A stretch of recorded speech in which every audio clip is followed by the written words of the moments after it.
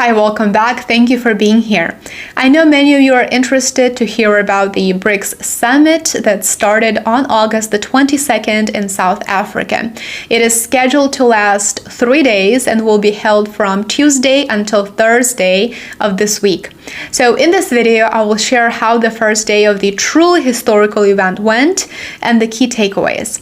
More than 60 states are in attendance. These are African countries as well as the bloc's members and those countries that have either applied or expressed their intention to apply to join the bloc. The United Nations delegation received the invitation and is in attendance. The main topics of the summit are the criteria for potential BRICS expansion. We know that it is on top of their list.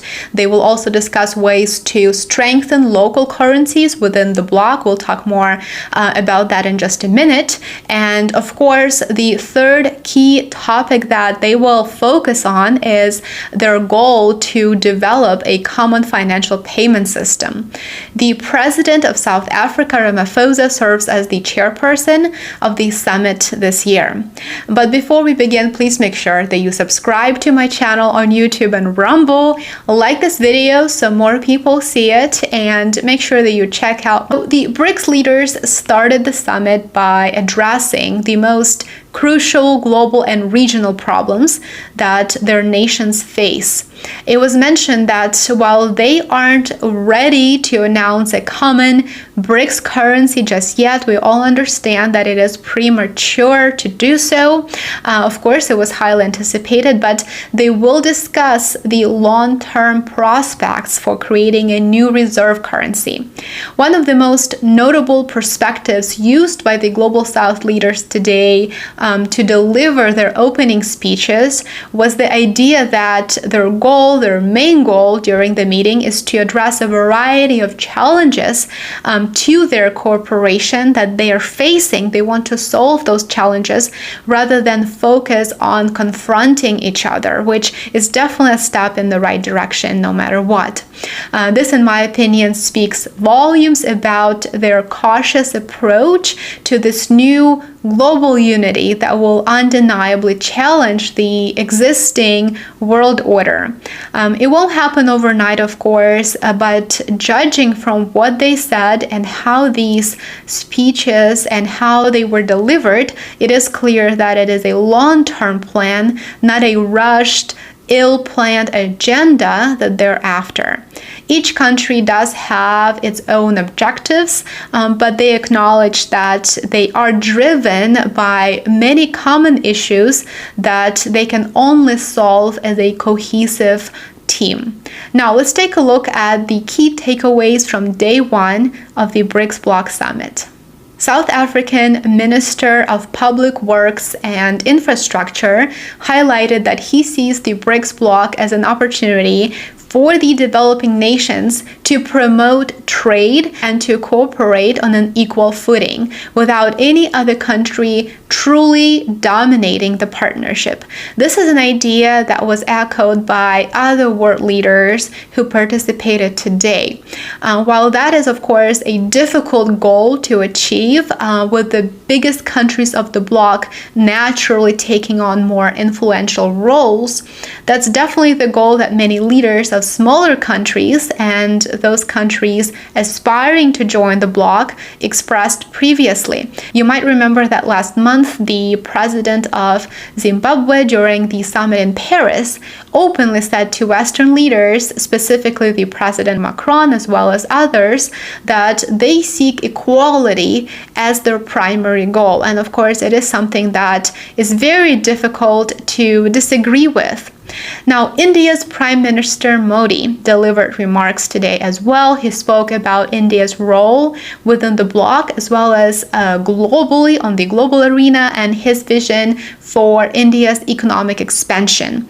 Modi said he wants to see India being, quote, the growth engine of the world, as several ongoing projects have already showed positive results, and he mostly referred to an increase in transparency and the reduction of corruption.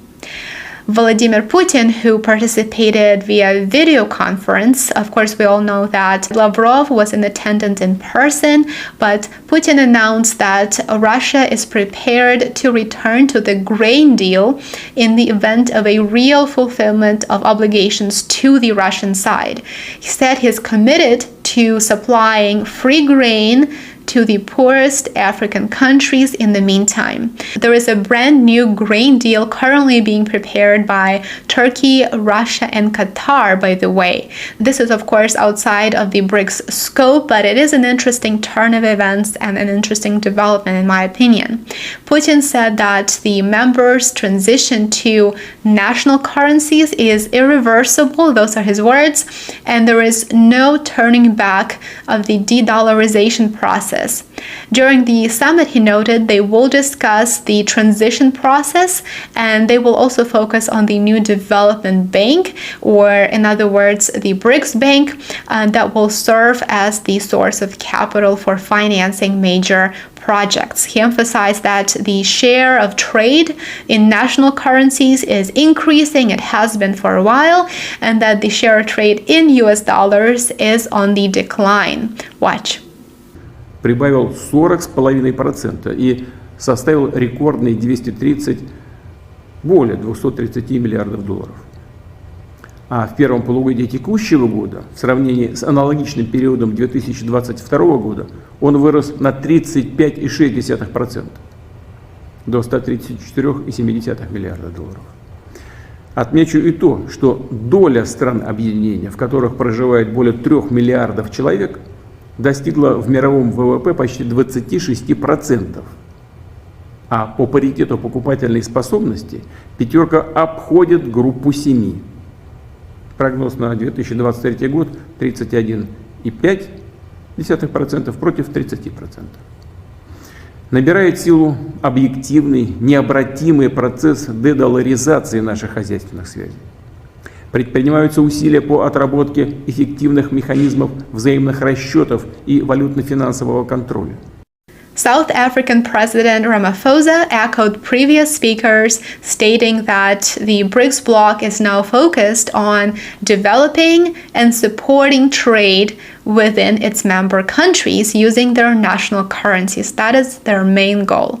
Again, he didn't say anything about one common BRICS currency, its future, or any details related to it, but he called for a new global financial architecture in which multipolarity and trade denominated in a variety of currencies would prevail.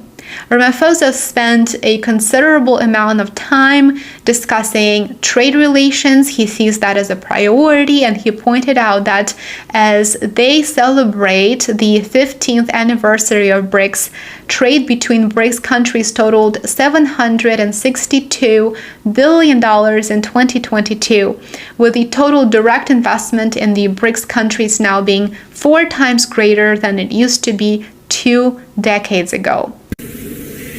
Africa is a continent of great opportunity in industrialization process in a variety of sectors.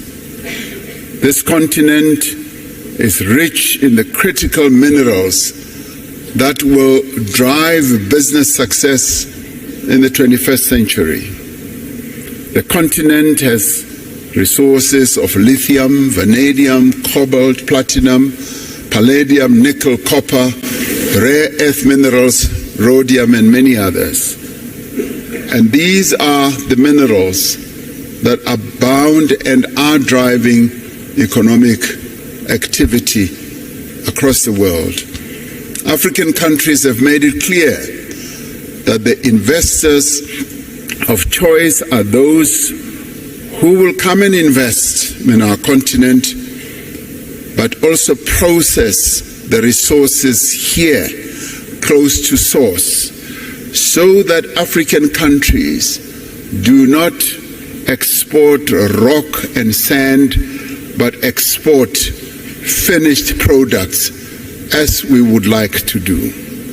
What really stood out to me during his speech was the fact that the president of South Africa addressed one of the top concerns that I know many of you shared in your comments previously. It has to do with transparency and the trustworthiness of the developing countries' governments. Ramaphosa said that the economic growth of BRICS countries, quote, must be underpinned by transparency as well as be compatible with a multilateral trading system that supports a developmental agenda.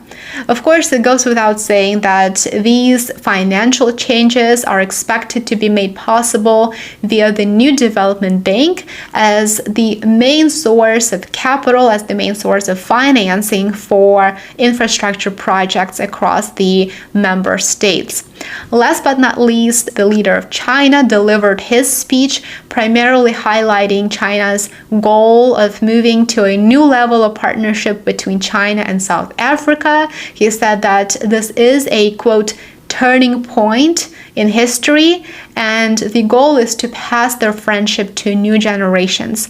He addressed several concerns about the Chinese economy, and he also said, let's not pursue the role of a hegemon, but rather work together.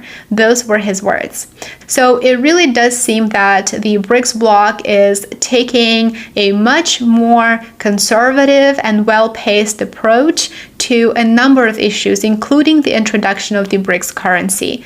This was a highly anticipated topic, but it is clear that the bloc is not at that point in their development yet. It is something on the horizon. It is something that they would like to develop, but they are focusing on other priorities at this time. They said, let's develop trade, let's develop and strengthen our member countries, and let's focus on addressing our differences rather than confronting each other. So thank you for watching this video. If you enjoyed it, make sure that you give it a like and consider sharing it with your network. Subscribe to my channel. As always, I would love to have you back for my next video.